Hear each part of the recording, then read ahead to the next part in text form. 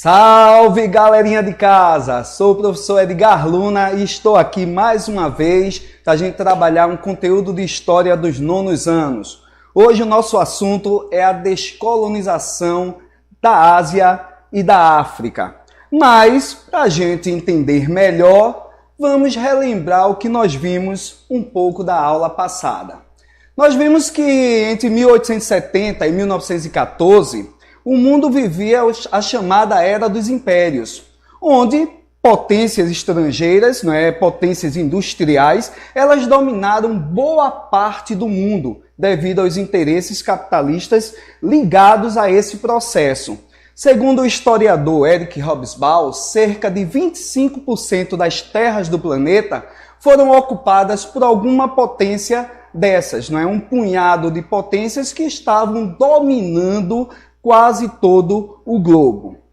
Mas vamos fazer uma reflexão, certo? Após essa revisão, a gente pode pensar da seguinte forma: descolonização, será que ela atende realmente ao que aconteceu? A palavra descolonização, de certa forma, fica parecendo que foi algo concedido, que foi algo dado, que foi algo pacífico, quando, na verdade, a gente tem um histórico de luta, de resistência, que, como falei na aula passada, embora muitas informações a gente tenha visto pelo lado do dominante, mas essa dominação ela não se deu sem resistência, ela não se deu sem luta. Lembrem da Guerra dos Cipaios, da Guerra dos Boxers, da Guerra de Taiping. Então, hoje, nós vamos entender como esse termo descolonização, ela não atende a toda essa gama de resistência e de luta pela independência desses países africanos e asiáticos.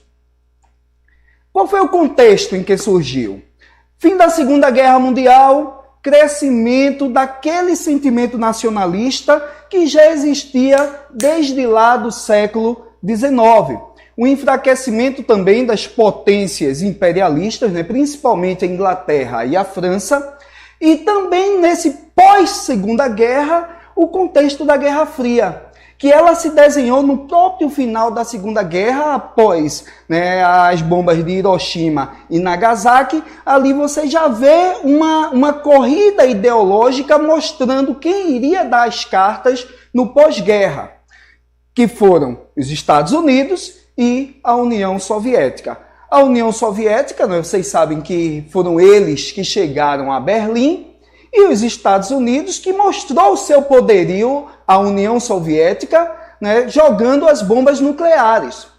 Fora isso, também nós tínhamos uma elite intelectual colonial que vai desenvolver uma mentalidade libertária. Então, os filhos dessa elite que iam estudar nas capitais desses países dominantes, lá eles entravam em contato com essas ideias que desde a época da Revolução Francesa se discutia muito naquele cenário. Então, são pessoas dessa elite, eles não vão criar a resistência, mas eles vão coordenar, eles vão dar corpo a essa resistência, eles vão, de certa forma, sistematizar. E qual vai ser o primeiro caso que nós vamos ver, Só que antes disso, para a gente entender essa organização de forças, a gente tem que compreender a conferência que vai acontecer na Indonésia, chamada Conferência de Bandung, em 1955. E o que foi essa conferência? Após a Segunda Guerra Mundial, o mundo praticamente vai se dividir entre aqueles alinhados aos Estados Unidos, representando o capitalismo, e aqueles alinhados à União Soviética, que era o bloco socialista, compondo o primeiro mundo e o segundo mundo. E aqueles países que não se enquadravam nem um nem outro, eles vão, através dessa conferência, se organizar e definir qual vai ser o papel deles dentro desse cenário, que não queriam se aliar nem a um nem a outro. Então, em torno de 29 países, a maioria afro-asiáticos, eles vão debater primeiramente aquele princípio, que a ONU, né, a Organização das Nações Unidas, já tinha sistematizado no final da Segunda Guerra, que é o princípio da autodeterminação dos povos, onde eles vão trazer essa discussão para justamente o cenário de luta e de resistência deles. Temos aí 3 líderes que representam, não é, essa conferência: o Nehru, da Índia, o Nasser, no Egito, o camarada que nacionalizou o canal de Suez, né? Também ele vai, de certa forma, coordenar o que a gente chama de pan-arabismo, né? Lembrando que após a Segunda Guerra Mundial, também a criação do Estado de Israel vai representar uma ameaça para esses povos árabes. Então, mesmo a gente sabendo da dívida histórica por conta do Holocausto e da necessidade da criação do Estado de Israel, nós sabemos também que foi uma manobra geopolítica para ter uma influência ocidental naquela região, que é uma região muito rica em petróleo. E vocês sabem que o petróleo, até os dias de hoje, é o que move a energia que movimenta o mundo. Então, fora esses, tivemos outros representantes, e eles também vão discutir essa questão da organização, da independência, justamente de coordenar essa luta, né, criando um alinhamento, né, chamado de Terceiro Mundo, que não necessariamente representa os países mais pobres e subdesenvolvidos, mas aqueles que não estavam alinhados nem com os Estados Unidos e nem com a União Soviética. No caso da descolonização da Ásia, ou melhor dizendo, da independência, né, desses países, dessas antigas colônias asiáticas, a Índia foi um exemplo, né, bem distinto dentro desse cenário de independência. Nós tivemos, né, nesse processo mais ou menos 3 tipos. Um tipo pacífico, que talvez não, a Índia se enquadra dentro desse tipo, que não foi tão pacífico, porque se a gente analisar historicamente, foi derramado muito sangue. Então, pacífico, entre aspas. Tivemos aquele violento, né, que aí se enquadra melhor a Indochina e a Argélia, e os casos tardios, que é o caso das colônias portuguesas. Mas vamos ver logo o caso indiano, que é um processo de independência que teve início lá na década de 20, com a formação do Partido do Congresso, sob a liderança de Mahatma Gandhi e Nehru. Certo? E vai ser uma forma de luta totalmente diferente, porque Gandhi, advogado, né, ele vai, num certo momento da sua vida e da coordenação dessa luta, a partir da não luta, porque a forma de Gandhi lutar vai ser pela não violência e pela desobediência civil. Então, um momento emblemático que ele tira a gravata, tira a camisa, tira a calça e vai dizer que o verdadeiro indiano, ele não usa símbolos do dominador. Então, entendam essa desobediência civil, né, um boicote a tudo que representava a Inglaterra na Índia. Então, não pagamento de impostos, né, não usar roupas britânicas, né, usar roupas indianas, como a gente vê muito bem representado na imagem, e também a não violência. Era do tipo, bateu de um lado, bata do outro. E mesmo assim, Gandhi vai ser preso por ser considerado subversivo. E aí começa a maior quebradeira, né? Os hindus, não, porque o nosso líder foi preso e tem aquela situação toda, que os ingleses chegaram para Gandhi e pediram para ele acalmar a população. E é quando Gandhi, né, o Mahatma, a grande alma, ele vai a uma rádio e ele vai dizer a seguinte frase: eu morro por essa causa, mas não há causa no mundo pela qual eu mate. Ou seja, é esse princípio da não violência. E parece que foi feito massa de pão, que quanto mais se batia, mais crescia. Até que, embora fosse pacifista, mas eu não concordo com a ideia de passividade. porque esse pacifismo ele foi importante, né, nesse processo de luta contra o domínio britânico. É interessante que na Marcha do Sal, né, no qual eles, no protesto que eles fazem contra o monopólio de sal por parte dos ingleses, que tem um exército inglês, né, com porrete esperando eles, e Gandhi diz, os últimos carregam os primeiros. E a porrada comeu. E os últimos vieram, né, trouxeram os que iam caindo por conta das porradas. Até que em 1947, a independência da Índia ela é reconhecida. Só que a Índia é uma região multicultural, multiétnica. Você não tem somente hindus, você tem muçulmanos e tem outros, mas os dois blocos mais fortes nesse processo de independência foram os hindus, a partir da liderança de Nehru e de Gandhi, e os muçulmanos com outra liderança.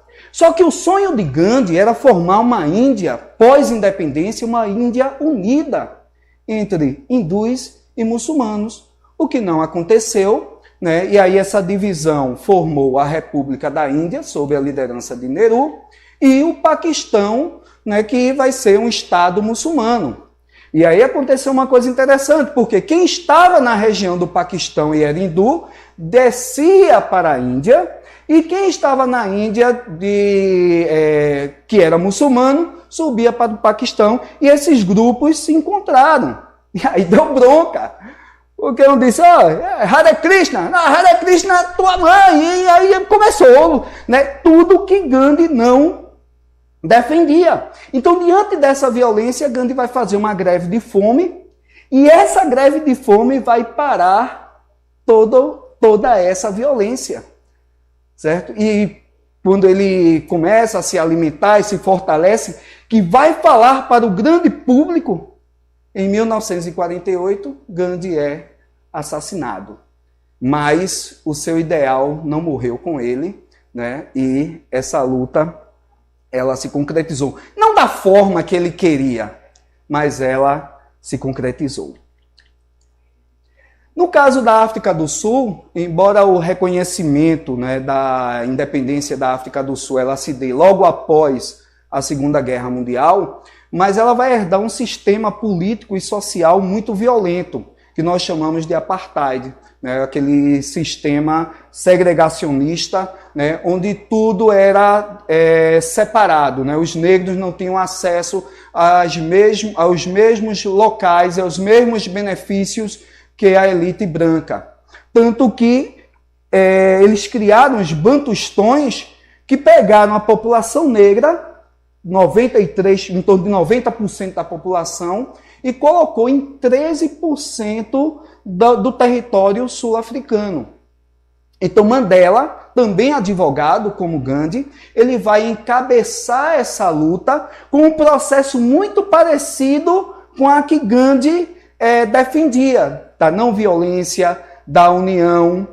Tanto que depois que o apartheid, né, ele tem o seu fim, já na década de 90, Mandela, né, depois de ser preso, de sofrer as mesmas perseguições muito parecidas com a de Gandhi, só que ele não foi assassinado, né, ele chega à liderança da África do Sul, e ele, diferentemente, né,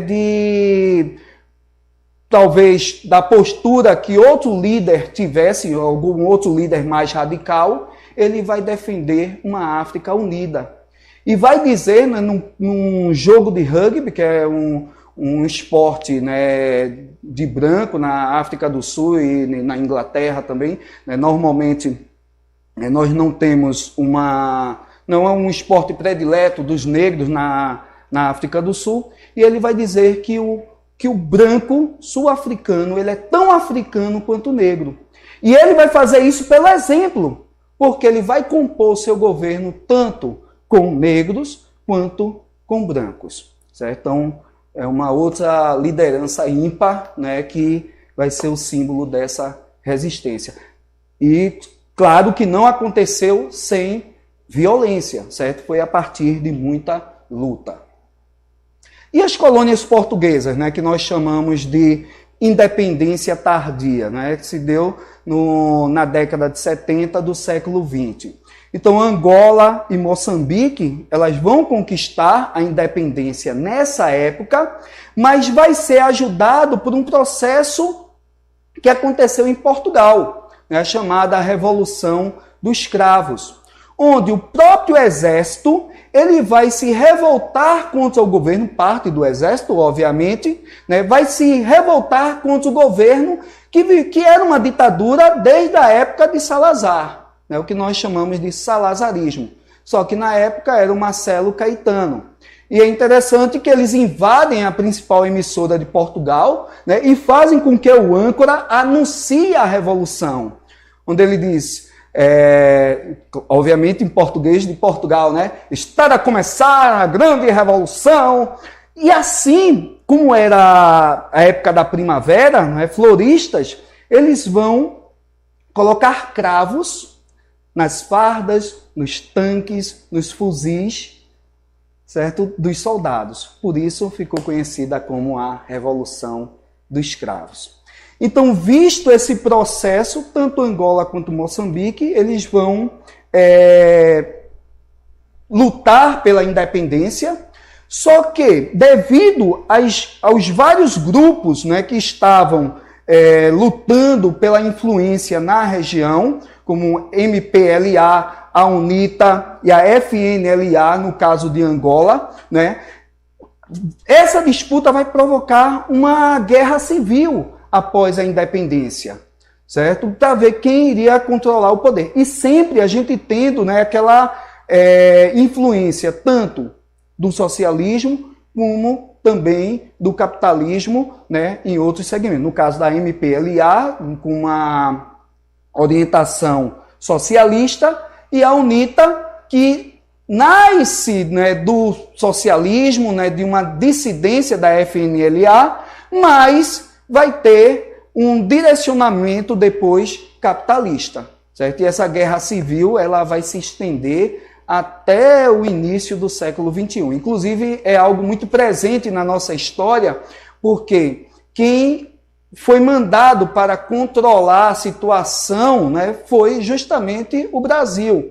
Então, a gente tem vários acordos entre Brasil e Angola, né, e Moçambique, né, tanto no campo dos esportes, também da diplomacias, de estudantes que vêm de lá para cá. Inclusive, tive a oportunidade de estudar com angolanos na Universidade Federal. Então, é algo que está muito próximo da nossa história dentro desse processo. E a Indochina? A Indochina, ela entra, diferente, né, das outras, ela entra dentro desse conceito de independência violenta. A Indochina, que era um domínio francês, né, e na época da Segunda Guerra, a França ocupada pelos nazistas, né, e a formação da República de Vichy, no qual Pétain ele vai reconhecer o domínio japonês quando eles invadem a Indochina, isso por pressão nazista. Quem vai organizar a luta contra os japoneses é justamente um líder socialista chamado Ho Chi Minh. E após a derrota do Japão, né, após Hiroshima e Nagasaki, quando os japoneses se rendem, né, a França vai tentar recolonizar. E aí começa toda uma luta, né, pela independência, que vai se enquadrar muito bem nesse cenário da Guerra Fria, porque tanto Estados Unidos quanto a União Soviética vão aproveitar para aumentar a sua área de influência. Eles vão apoiar, vai apoiar a ala socialista, porque a Indochina vai se dividir em várias regiões, mas a principal que a gente vai tratar aqui é o Vietnã, que vai se dividir em Vietnã do Norte, Vietnã do Sul. O Vietnã do Sul capitalista, né, com o apoio e o financiamento dos Estados Unidos, e o Norte, né, liderado por Ho Chi Minh, socialista, né, protegido pela União Soviética e pela China. A China tinha passado por uma revolução socialista. Só que foi a primeira guerra em que os Estados Unidos, né, se deu muito mal, porque foi lutar num território totalmente diferente do que ele estava acostumado. Então era uma guerra em densas florestas, não é? Os Vietcongs, como eram chamados os soldados, né, do Vietnã, que lutaram, né, contra essa influência capitalista, porque eles passaram a ser perseguidos no Vietnã do Sul, que boicotou, não é, a reunificação do Vietnã, porque sabia que haveria uma vitória socialista, haveria uma vitória do Vietnã do Norte. E aí os Estados Unidos, com medo de acontecer no Vietnã o que aconteceu na China, vai aproveitar uma situação, né, um subterfúgio para entrar na guerra. Mas aí se deu mal, né? Esse conflito ele vai afetar muito a opinião pública dentro dos próprios Estados Unidos, que vivia o movimento da contracultura, o movimento hippie, do paz e amor, e a violência causada, a memória das guerras, né, do século XX, né, o crescimento desses movimentos pacifistas, como também os princípios que vão ser defendidos no pós-guerra, vai fazer com que os Estados Unidos se retirem da guerra, certo? Só que uma coisa ficou muito marcada, que foi o uso do napalm, né, que era uma substância química que saía queimando tudo pela frente. Então, na imagem, essa imagem é clássica da Guerra do Vietnã, onde crianças estão correndo queimadas. A maior parte dos livros de história trazem essa imagem representando a violência, né, dessa guerra. Como também eles usavam o agente laranja, que era para derrubar a folhagem das florestas, porque os Vietcongs eles utilizavam muito bem o território para fazer a sua guerra de guerrilha, certo? Onde levou os Estados Unidos a muitas baixas. E temos, né, a Argélia, que também foi colônia francesa, que também foi uma ruptura violenta, só que a luta foi encabeçada pela FLN, né, que vai lutar contra os franceses. E somente no Acordo de Evian, né, em 1962, que a gente vai ter o reconhecimento da independência da Argélia. E na cena nós temos, né, a Batalha de Argel, que foi uma das principais batalhas desse processo de independência. Mas eu vou trazer, relacionado a isso, para a gente fechar a nossa aula, né, uma curiosidade. Né? Em vez de trazer uma orientação de estudo, hoje eu trago uma curiosidade, que é justamente o craque de futebol, Karim Benzema. Vocês sabem, Karim Benzema, né, craque do Real Madrid, né, um dos principais jogadores da seleção francesa, né, ele não canta o hino da França, ele não canta a Marselhesa. Não somente ele, mas outros jogadores. Por quê? Benzema é de origem argelina. Como outros jogadores são imigrantes ou são descendentes de imigrantes, né, como Zidane, Karembé, e a maior parte deles não canta em protesto o hino da França, devido a essa onda de xenofobia, a essa onda de intolerância racial que atualmente está muito direcionada para o imigrante. Inclusive, na própria Marselhesa, vai ter parte da letra, e também isso é uma das razões de eles não cantarem, no qual vai falar em sangue impuro. Então, por isso que eles não cantam. Obrigado, pessoal. Uma boa tarde para vocês.